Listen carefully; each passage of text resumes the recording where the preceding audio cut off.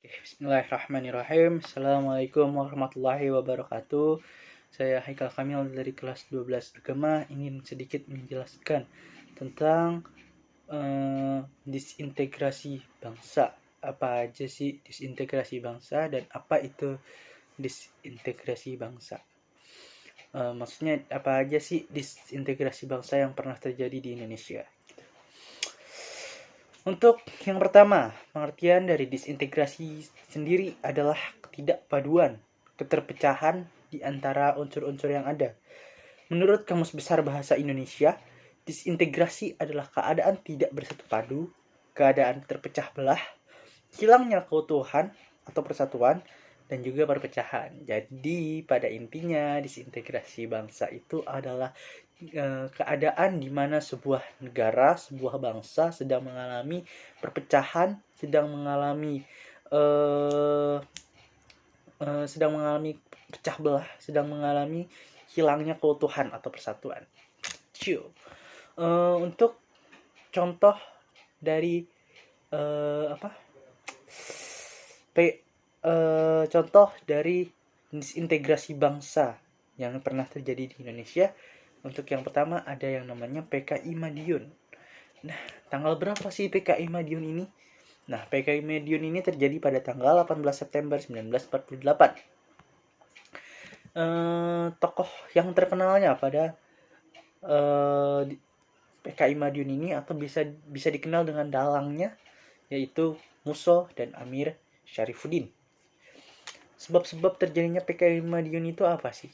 Yang pertama, pada awal pemerintahannya, Amir Syarifuddin berniat mendirikan negara komunis.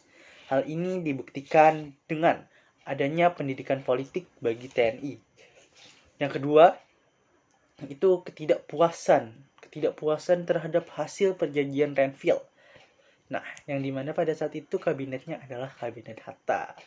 Yang ketiga, Amir Syarifuddin kemudian melakukan oposisi dan membentuk FDR. Apa itu FDR? Front Demokrasi Rakyat. Musso pun ikut bergabung dengan FDR membuat beberapa kebijakan-kebijakan yang pada intinya mendukung ide-ide komunis diterapkan di Indonesia. Puncaknya dengan diumumkannya Republik Soviet Indonesia. Tujuan dari PKI Madiun 18 September 1948 ini adalah untuk meruntuhkan RI yang merupakan hasil dari proklamasi 17 Agustus yang berdasarkan Pancasila dan diganti dengan komunis. Nah, apa aja sih cara pemerintah untuk mengatasi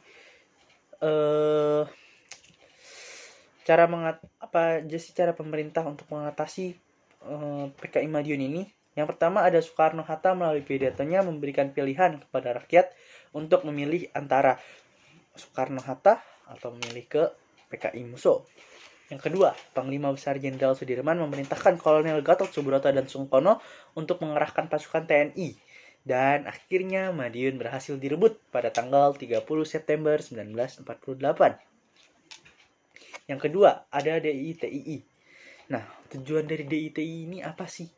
Tujuannya yaitu ingin membentuk negara yang berdasarkan agama Islam dan lepas dari NKRI sewaktu tentara Belanda menduduki ibu kota RI yang waktu itu ada di Yogyakarta dan juga menjadikan syariat Islam sebagai dasar negara. Mulai dari pola tingkah laku, terus juga dalam keluarga atau masyarakat berbangsa ataupun bernegara yang bersumber pada Al-Quran, hadis, ijma, dan qiyas. Nah, DITI ini juga tersebar di beberapa wilayah. Yang pertama ada di Jawa Barat. Ini didirikan oleh Sukamarji Marijan Kartosuryo pada tanggal 7 Agustus 1949. Nah, Dia ini memproklamasikan Negara Islam Indonesia atau NII. Nah, Kartosuryo ini berhasil ditangkap oleh pasukan Siliwangi di Gunung Geber, Majalaya, Jawa Barat dan dijatuhi hukuman mati pada tanggal 16 Agustus 1962. Nah, itu adalah salah satu cara pemerintah untuk mengatasi DITI yang ada di Jawa Barat. Untuk yang kedua ada di Jawa Tengah, dipimpin oleh Amir Fattah dan Kiai Sumolangu. Ini karena agresi militer Belanda kedua, Amir Fattah diberi tugas untuk menggabungkan Laskar untuk masuk dalam TNI. Setelah banyak anggotanya Amir Fattah dan anak buahnya melarikan diri dan menyatakan bagian dari DII-TII.